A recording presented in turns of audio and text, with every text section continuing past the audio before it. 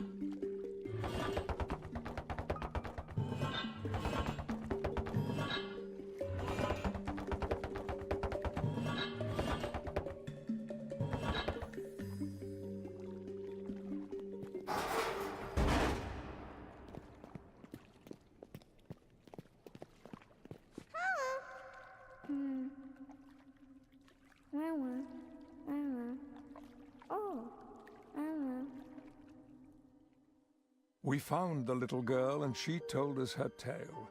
She used to live in the orphanage where Janusz was in charge, and he had stayed right there with the kids as he had promised. When the robots came to take them away, he refused to leave their side. He held their hands as they all stood together. Then the robot guards led them all away. Even though the resistance could have saved Janusz, even though he could have escaped, he kept his promise. And he went along with the children into the flying train. It took off, and none of them were ever seen again. But this little girl, she was the only one who got away. And now she was talking about a couple on the other side of the wall. Somehow she knew that if she could get to them, they would adopt her and perhaps change her color. Then she would be safe. Her eyes brimmed with hopeful tears as she said, maybe they would adopt you too as well.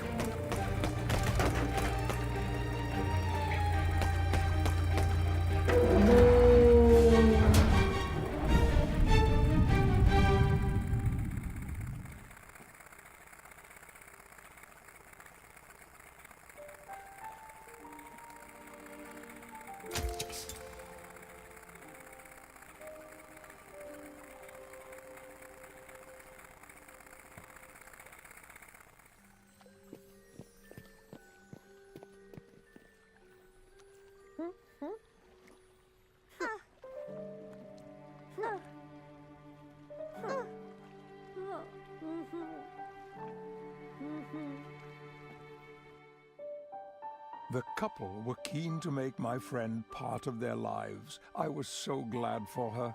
She would be safe at last in the world beyond the wall.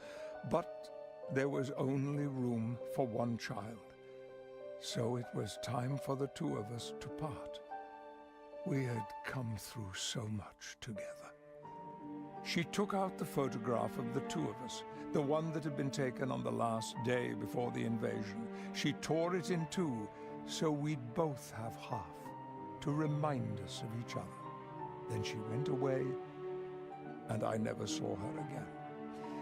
After that, I had many more adventures, of course, but that is all a story for another time, perhaps. And maybe one day, I told the girl in my bookstore, you will hear it, my dear. She was looking at me, thunderstruck. I've heard that story before, she said, about the girl and the boy and the photograph from my grandma. Downstairs, the shop doorbell rang.